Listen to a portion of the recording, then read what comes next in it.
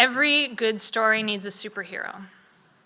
Throughout the start of my career, I had a superhuman ability to balance mountains of work with personal, athletic, and creative pursuits.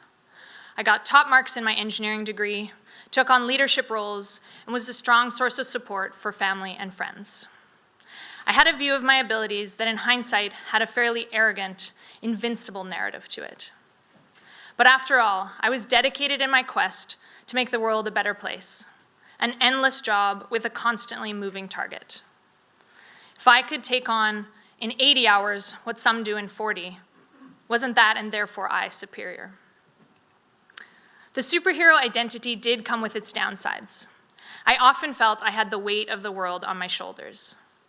It's one thing to want to be there for people in your life and make a positive contribution to society. It's quite another to have your identity entirely wrapped up in this. I lived with a helper complex that meant I had a deep dedication to helping and supporting others, but on the dark side, felt more important in the world the more I was needed, and this fed codependent relationships. I felt an extreme pressure for perfection and saw the need to punish myself for any mistakes.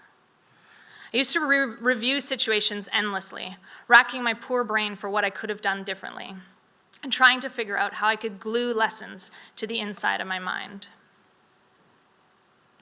Every good story must also have a climax. In 2015, that was this peak. Out of the blue, on a random Tuesday afternoon, the world around me turned to black. My body began to shake, and a wave of shooting pain in my chest engulfed me.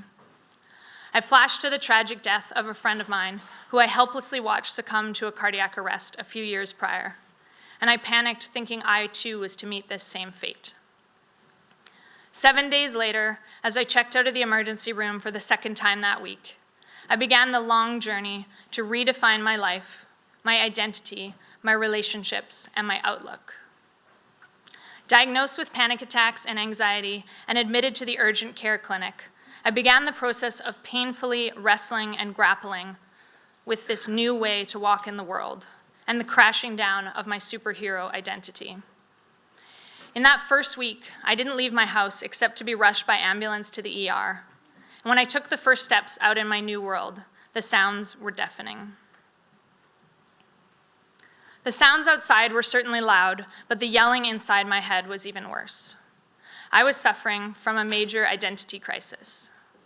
I'm at the top of my game. I'm a director at a national charity, have great friends, a great partner. I can do this, pull myself together. How is it all crumbling before my very eyes? I didn't want to let go of this identity, and certainly didn't want to embrace one attached to mental illness. But the anxiety wouldn't go away, no matter how hard I suppressed it. Ironically, it just fired itself up even stronger the harder I tried.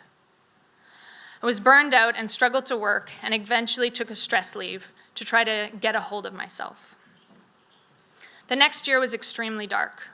I fell into depression and frequently battled against panic attacks and all-consuming anxiety. It often felt like I had a dragon breathing fire in my belly. The diagnosis felt like a cruel joke, and I couldn't wrap my head around this new identity that was trying to take hold of me. Broken, vulnerable, fearful, weak. I had generous and incredible support from my family, friends, coworkers, and partner, but my biggest breakthroughs came by working with a heart-centered therapist. She helped me diligently and non-judgmentally in the arduous but also incredible process of rewiring my brain. I spent 2 years in frequent therapy sessions, unraveling stuck patterns and training new reactions to failures, anxiety, trigger, and conflict. The changes we were working towards felt unattainable, and my journey often felt pointless. All I wanted was to go back to the superhero identity I clung on to. Some days I wanted to give up. Month by month, though, things shifted. I began not only finding hope through this work, but also growth and opportunity. I adopted new mantras that revolutionized my life. I learned to work smarter, not harder. I embraced an identity as a human being, not a human doing. When I learned that most of our thoughts are recurring, I developed an ease in letting go of stressors without needing to psychoanalyze. And instead of the black and white mentality I learned in engineering, I started to embrace the gray and accept that life doesn't have right and wrong answers. Some of my biggest breakthroughs came around boundaries. I learned that I needed to draw healthy lines around what I could and couldn't take on, personally, professionally, and relationally. It had never dawned on me that setting boundaries could also enable others to seek out internal and external supports, and this afforded me the energy to invest in my life and my needs. This journey, though painful, frustrating, torturous, and ongoing, I might add, has helped me find my voice. It took a lot of creativity for me to develop new patterns and ways of living that served and centered my health. Putting the focus on me really felt self-serving, but allowing this focus enabled me also to support and serve others in a healthier way. Tapping into my voice and inner compass has been a true gift of this experience. I share my story today because I believe deeply that we need to keep breaking the silence on mental illness. It is rampant in our society, and we need to both normalize it, but also challenge it and address its root causes.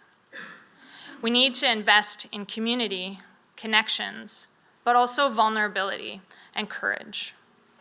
We need to empower people to take care of their minds, hearts, and bodies. While I still struggle with anxiety, I feel far more connected to my needs and desires. I have granted myself the permission to be going forwards towards, without a clear destination in mind. I love using creativity to dream up which direction to head in next, and patience and curiosity to know where it might lead me. I'm listening more closely to my body and what it is trying to communicate to me, and I continue to tap into my own voice and wisdom. Most of all, though, I love being the DJ of my own life. I get to play whatever song I want, whenever I want, and you're damn right, when I play it, I'm gonna sing. Let's be adventurous. Let's live like kids and not grow old. Let's love the little things. Let's hold on tight and not let go. Ah, ah, ah, ah, ah, ah, ah, ah, ah,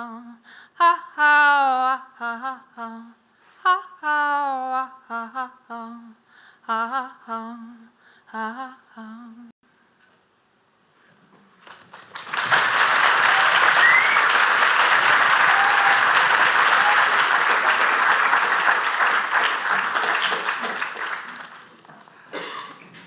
Okay, so I'm here to tell you, so the story I'm telling you about is about a year ago. I joined up with a team of 15 people, 7 of whom I'd met in CreativeMornings or Like Mind, to film a spoken word poetry, improvised piano, and dance collaboration about the experience of anxiety. And this is something that I was working on with pianist Craig Addy, who's here, for about 2 years prior to this. Go here. So that's everybody who helped. My goal with my part of this project was not to write a poem that treated. My goal with this was not to write a prescriptive poem or a poem that treated anxiety as a villain that I needed to vanquish or destroy by the end. I was diagnosed with chronic anxiety when I was 12 years old, and what I was really curious about and exploring in this was really specifically the experience of anxiety, the sensations and the metaphors that I've associated with anxiety at different periods in my life. I'd like to start off by showing you just a very short clip from the film that was this was edited by Maddie DeWalt, directed by Rick Ecton, and featuring dancers Drew Temple and Vitantonio Spinelli. It just starts.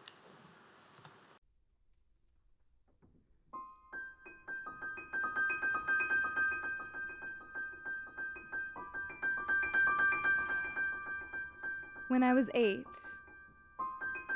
I imagined that I lived inside of a box,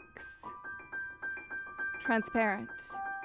Maybe nobody knew it was there, but I did. I could see it, the shimmering of the glass, and I could feel it.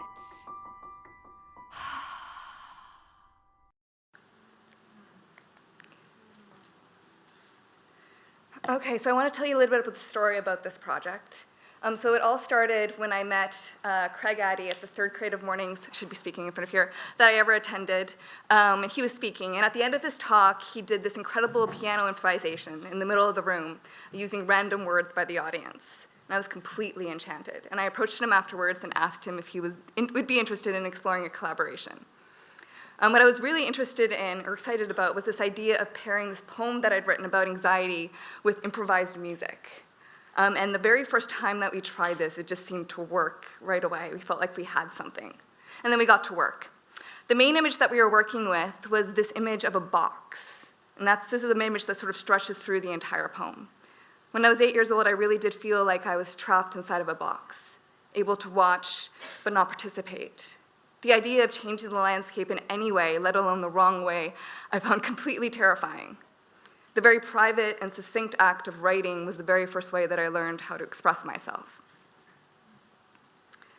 I had like this very strong desire for expression, but I also felt extremely angry.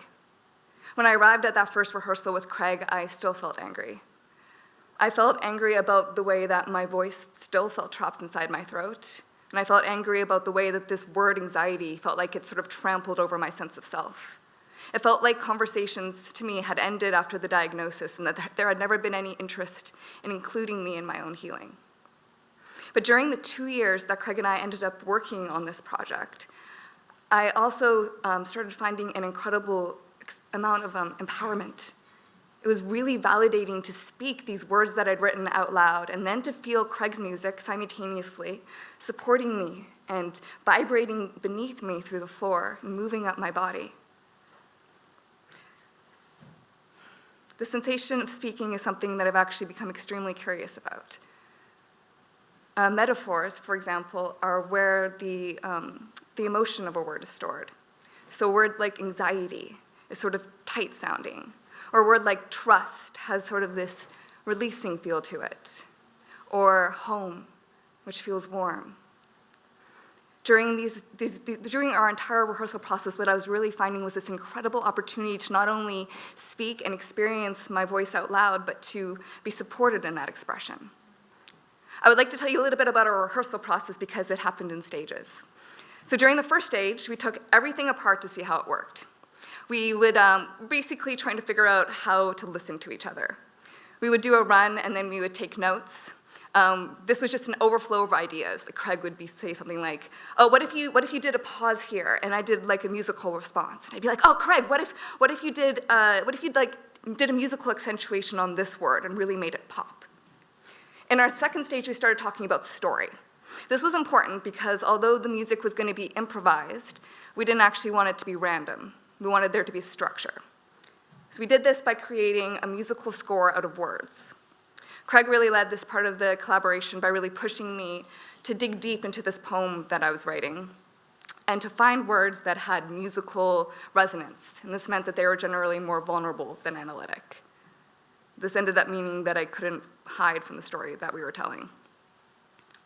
Words like skittish and shimmering and longing sort of started to give our narrative a shape and helped us to understand where our story was going and also why. Our third stage of rehearsal was play, because at some point during those first two stages, all of that magic that we'd found right at the beginning disappeared. We were trying to follow a formula and had lost our sense of spontaneity. So in this stage, we did our best to throw away all of those rules and rigidity that we'd found and do our best to trust that everything that we discovered about our story would still be here, would still be there. That's really when Left Open started coming alive for me. Left Open is the title of this project. At some point, about in the 7-month mark, we reached this sweet spot where Craig wasn't strictly trying to follow me and I wasn't strictly trying to follow him. We were following each other without a clear leader. I could almost predict the musical decisions that he was going to make and slow down or speed up or even pause accordingly. And meanwhile, he was doing much the same with me. During this entire rehearsal process, what we'd really been learning what to do, was to listen to each other, how to support the other's creative voice and decisions while also staying true to our own. I'd like to return for a moment just to the poem, because during this entire process, I was still continuing to write and rewrite left open up until about 2 weeks before we filmed. There was this question that I kept returning to, which was why? What did I need to say about anxiety? Although it didn't start out that way, this poem for me became an exploration of the me against metaphors that I think are quite entrenched in the way that we think about mental health, and in my case, anxiety. Metaphors like, anxiety is an enemy that I need to destroy, or anxiety is a box and I am trapped inside this box. These metaphors really highlight this idea of isolation, a solitary enemy or a solitary cage, and they hide my inclusion in a community. What I really wanted to find, these were the questions, was what if anxiety is not my enemy? And what if the walls don't actually exist? So what I really wanted to find with this was a metaphor that highlighted rather than hid my relationship to my community, and also really emphasized my capacity for dialogue, either just with myself or with others, and also the strength of my imagination. I wanted a metaphor that wasn't just about hiding or escaping or fighting, but was about collaboration. So far what I've been playing with is anxiety is an invitation. I like this metaphor because it leaves lots of room for personal interpretation. You can finish it however you'd like. My anxiety has been an invitation to speak, to engage with what has felt inevitable, to play and to dance, to rest and to hide, to create and to create with others. I'd like to end just by asking, there's several people in this room who actually helped out on this project, and I'm just wondering if you could please stand up. I'd like to thank you. So this is Craig, I believe. Zoran is over here. Yeah.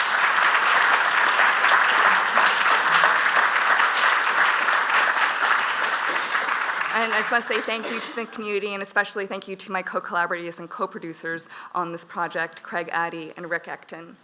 And if you're curious to learn more, I do have a website with more information about the project, 9 Creative Lives. And we're actually doing a screening, our very first screening of the film. That was the clip that you saw was the first time I've ever showed anything from the film. But we have a screening taking place on Monday, December 9th. It's free. There's about 10 tickets left if you're interested. You can go right to that website and it's right there, or you can come talk to me. Thank you so much.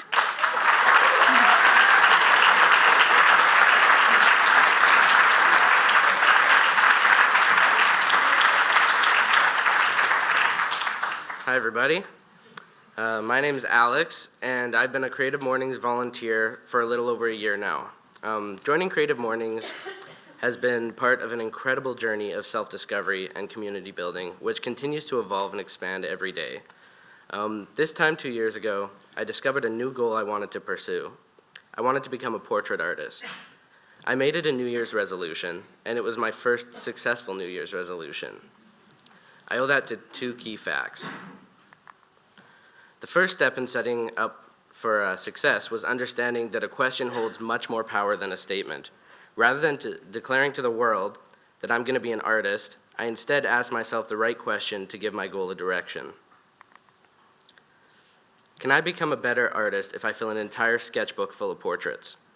Admittedly, this is a pretty surface-level question with what seems like an obvious answer. Regardless, it was the first step in a journey that I wouldn't trade for the world. And so I went out and bought myself a 142-page sketchbook. I titled it simply 142 Portraits. For a name that doesn't seem to have a lot of thought put into it, you might be surprised to discover the intent behind it. As I draw with an ink pen, by declaring the number of portraits in the name, I force myself to work with the mistakes and not rip pages out when things go wrong. I soon had to learn to create opportunities from mistakes as I began to draw friends, family, and public figures who have inspired my creative journey. This project soon evolved into an outlet for gratitude, and with each portrait, I wrote a thank you letter to express how each person has positively impacted my life. The project began with a self-portrait on January 1st, 2018. Needless to say, I set the bar pretty low. 94 days and 94 portraits in, I did another self-portrait to evaluate my progress. I was improving, and it was incredibly exciting. At this point in time, I was sharing portraits with those close to me, but it was a very personal, reflective, and quiet journey. That was until I received an amazing opportunity to share my work. A few months into the project, I received an email from the City of Vancouver. They were looking for local artists to create vinyl murals for electrical and utility boxes across the city. I jumped at the opportunity and soon realized that if I'm doing a mural for the City of Vancouver, I better feature individuals who have, at one point or another, called this city home. I needed 128 Vancouverite portraits if I was to cover the rap in the best way possible. My only problem was I had less than 40. That is when my question changed and my project led to a new opportunity. I asked myself, can I find where I belong by sharing this project? My year one objective was made clear. It was time to discover community. As I began to fill those 128 vacant spots on my mural, I tried exploring the city through different lenses. I challenged myself with themed weeks such as Local Business Leaders Week, Local Artists Week, and Vancouver Behind the Lens. I found myself attracted to creative minds and looking to tell the stories behind them. It didn't take long to realize that I was going to need a few more sketchbooks. I had found my passion. 142 portraits evolved into drawing thanks, an outlet for gratitude, and a project focused on highlighting amazing people who inspire and influence on both local and global scales. As soon as I had refined my intentions surrounding the project, my close friend Darcy found an opportunity she wanted to share with me. She had a ticket to see Dan Mangan at Creative Mornings Vancouver. Unfortunately, she couldn't make it to the event, so she wanted me to have the ticket. It not only became an opportunity to connect with like minds, but I was also fortunate enough to give one of my favorite musicians a print of their portrait and express my gratitude. It was a big moment for me, and Dan has been nothing but supportive of this project since. My Creative Mornings experience truly feels as though it has come full circle now that I can share this story with you. There is one other person I did happen to cross paths with at Creative Mornings, though. That was Mark Bussey, a model community convener, a wonderful mentor, and one of my dearest and closest friends. As I continued along into 2019, Drawing Thanks was still very much a side project. I took leaps in my creative endeavors, focusing on various areas of design and copywriting, and soon found a bridge between my portraiture and my career. Inspired by Mark's endless efforts to bring people together, I decided to begin a book focused on local Vancouver creatives and how they are using their creative minds to combat social isolation within the city. The response to my 2019 resolution question, how can I contribute my skills to initiatives which inspire me, was soon well on the way to being fleshed out as I met with amazing individuals whose creativity has greatly influenced and informed my own. Did I mention Mark's portrait was titled, "Don't Worry, I Know a Guy"? Trust me when I say truer words have never been written. Mark soon introduced me to his friend and Creative Mornings speaker alumni, Dr. Ian Cromwell. Ian runs a project called Locals Lounge, based out of the Historical Railway Club. Locals Lounge explores the people behind Vancouver's music scene. He was in need of an artist for an idea he had, and I soon found myself immersed in an amazing community of talented musicians. The collaboration between Locals Lounge and Drawing Thanks has been one of my absolute favorites. I've always been an avid music listener and performer. The opportunity to explore Vancouver's music scene and to thank each talented performer on stage with a portrait of their own has been an absolute blessing in my life. Eventually, presenting portraits turned into short speeches, and those short speeches were soon accompanied with artist bills for our audiences to collect and trade. Finally, Ian offered me a position at Locals Lounge as Director of Community Engagement, a role which has been a source of absolute joy and learning in my life. Soon after beginning the collaboration with Ian, I was introduced to another inspiring creative. Mark invited me to attend the Greasy Spoon Diner series at CMVan Meats. There I had one of the best meals of my life, and I was introduced to the MC of the night, Ash McLeod. Greasy Spoon was magic in a bottle to me. It was overwhelming to see the work and time guest chefs put into creating delicious four-course dining experiences to raise funds for a Better Life Foundation's food security programs in the downtown east side. I soon found myself wanting to contribute to this cause as well. As deep relationships formed between Creative Mornings Vancouver, Locals Lounge, a Better Life Foundation, and Drawing Thanks, ideas and collaborations were being born on a variety of different scales. I witnessed Ian bring Locals Lounge performances to Greasy Spoon and Mark's 50th birthday. Today, a Better Life Foundation continues to provide food to Creative Mornings with their new breakfast sandwiches we tried this morning. In year 2 of Drawing Thanks, I truly found my place in my community. 2019 has been an interesting year for me. There have been a lot of ups and downs. Drawing Thanks has never been a source of income, and often I found myself struggling to get by, working one design contract to the next. With every creative I have met for my book, I have always asked one specific question: how do you measure success? No one has ever answered financially. As soon as I truly began to make decisions with my heart and measure my successes in my own unique way, I found myself joining a Better Life Foundation on their mission for food security in the downtown east side as general manager. It is a pretty wild thing to look back and realize that if I didn't ask myself that first question, if I didn't ask if I could become a better artist by filling an entire sketchbook full of portraits, I might not have found where I belong and how to contribute my skills to initiatives which inspire me. I've been creating Drawing Thanks portraits for 704 days now, and I've drawn and shared stories of well over 1,000 local creatives. In 2018, I found myself discovering creative community. 2019 had me collaborating with that community. And now in 2020, with 2020 just on the horizon, I find myself asking, how can I engage others in this collaborative, gratitude-driven experience? As I search for the answer, I hope to discover a few more questions too, while I dedicate my time to empowering the community which has empowered me. Right now, the best way I can empower community is to continue to share stories of the people I meet on this journey. But on top of that, I want to refine the way I share my story. I see that manifesting itself in public speaking. Right now, my public speaking abilities can be compared to the first self-portrait. But with a bit of practice and a lot of two-way support, I plan to continue this journey and grow with the community I share this project with. A key lesson for me has been that silence doesn't serve a creative community. Truly creative communities thrive in constant dialogue and goal sharing. I have a few asks of you as we wrap up today. Think carefully about who you are grateful for, and how can you express your gratitude towards those people in a creative way authentic to you. I also want you to ask your question. Don't be silent about it. Share it with your community, and pour your heart and personality into it. You'll be amazed by where it can lead you. And together, let's find some answers. Thank you.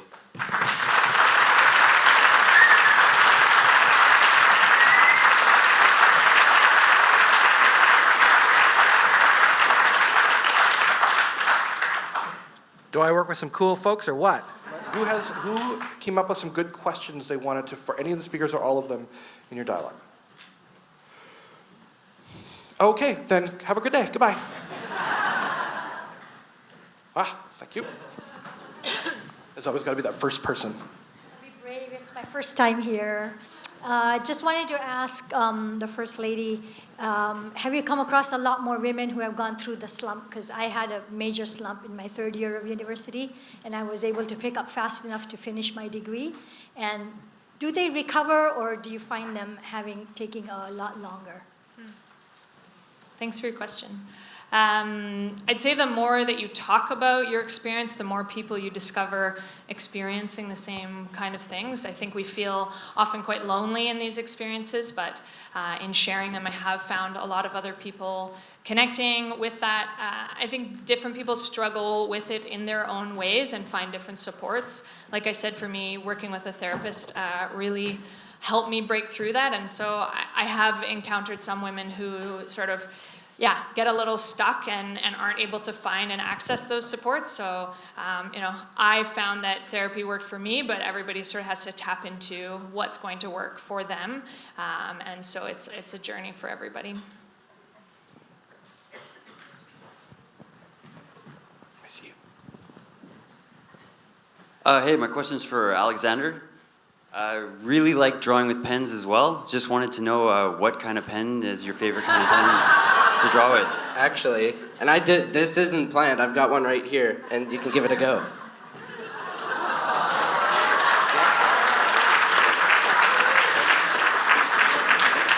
It's a Faber-Castell Pitt Artist Pen Fine Liner, black 199. That's very important.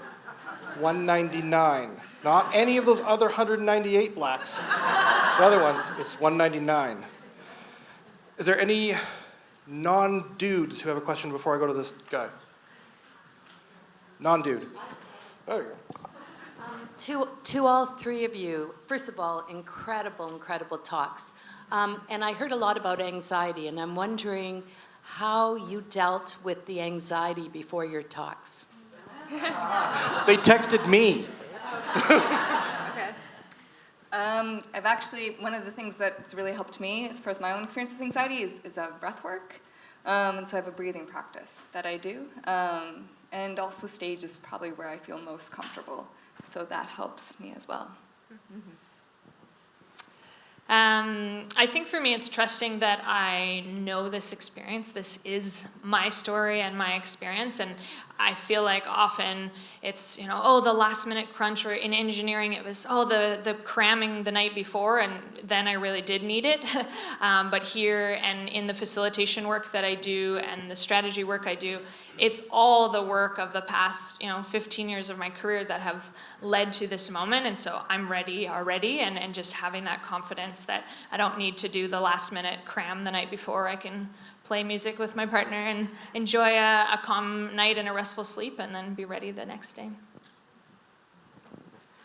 For me, I find that when you come to Creative Mornings, everyone here is here to support each other. And there's so much love in this room that kind of takes away from a bit of the nervousness, because we're all here to succeed together. And yeah.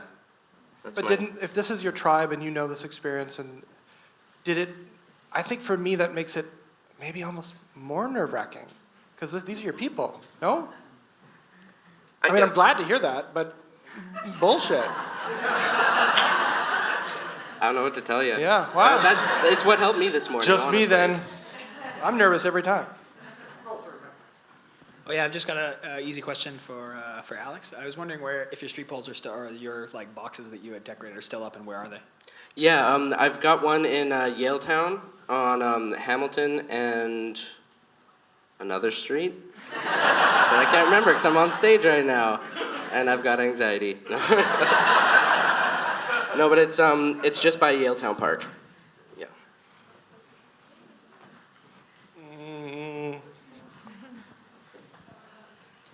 Hello. Going off of kind of Alex's talk, but it's for all of you. I think I really liked the idea of posing a question for a New Year's resolution and just goals in general, as opposed to a statement. But my question is, how do you find motivation and maintain motivation without a clear, kind of goal at the end? Because I don't think that having a defined goal at the end is necessarily correct. I actually like that you challenged that. But I think so much of our society is driven by how do I get to that point? And so how do you have direction and motivation without a clear goal in sight? Anyone want to tackle that while I think? I was just sparked by your question about New Year's resolution. I just wanted to share a tool that I use. It's called Unravel Your Year by Susanna Conway. And it's a reflection tool to help wrap up your previous year and launch into your next year. And the thing that I love about it is it's really not goals and outcomes based. It's questions like, how can you bring more groundedness into your life this year? Or what would it look like to laugh more, and what would bring you that joy? And I really love doing that on an annual basis. Also just to let go of and close off the last year. And she's now set it up so you can do a monthly reflection as well. And having this reflective practice has been really valuable for helping me sort of navigate a course and stay motivated towards it.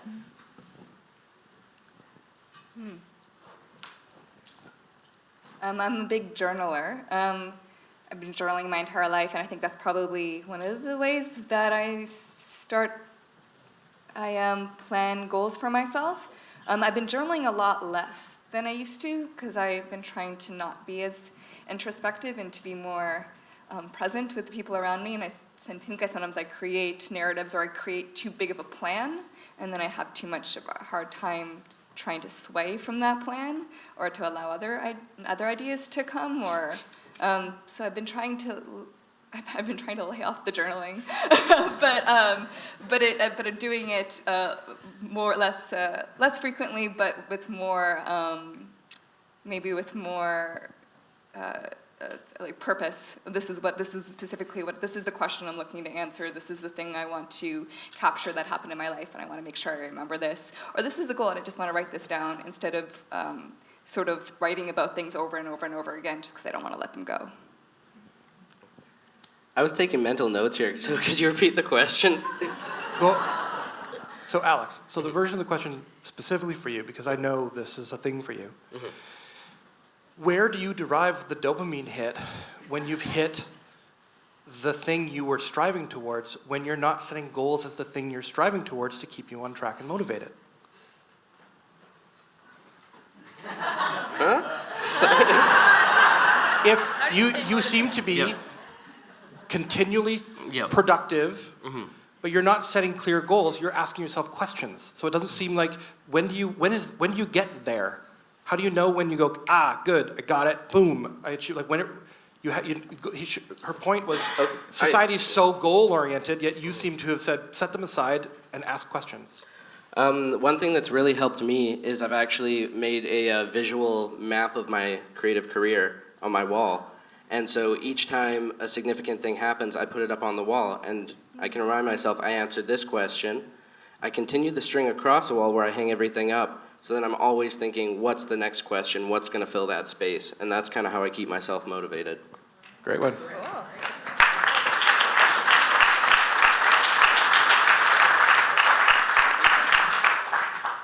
Just a question for Christine. I am busy on Monday, but are you going to do future screenings of your project or live performances? So the plan, the long-term plan with it, something I wanted to mention before was there's 2 editors for the film. So Trevor Jacobson did a sort of linear, really captured the spirit of the improvisation exactly as it happened on the day. And then Maddie Dualt, who you saw the clip, she did more of a experimental version. And so our plans is so this is the first screening. They're difficult to sort of, I guess, organize, but I know that we want to do more. And our goal, one of my goals is to get either the film in schools or to perform live with Craig in schools, because it is a live performance, and I think a lot of the magic for me of the performance is live, especially since it's improvised and different every time.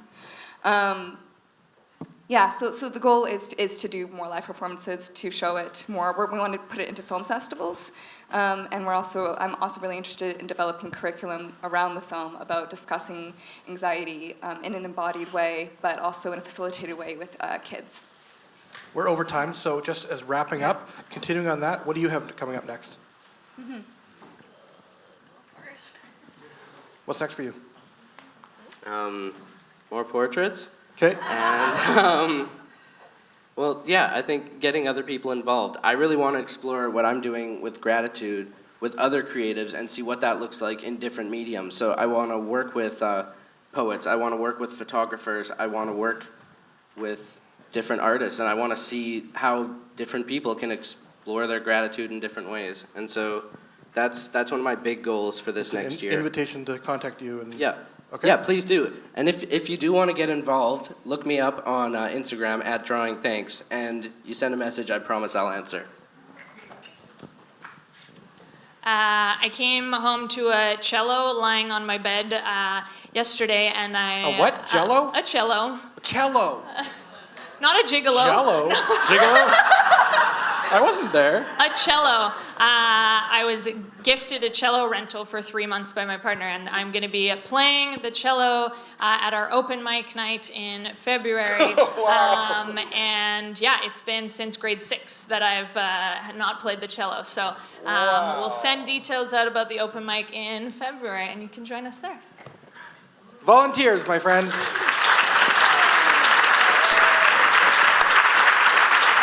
That's what volunteerism looks like.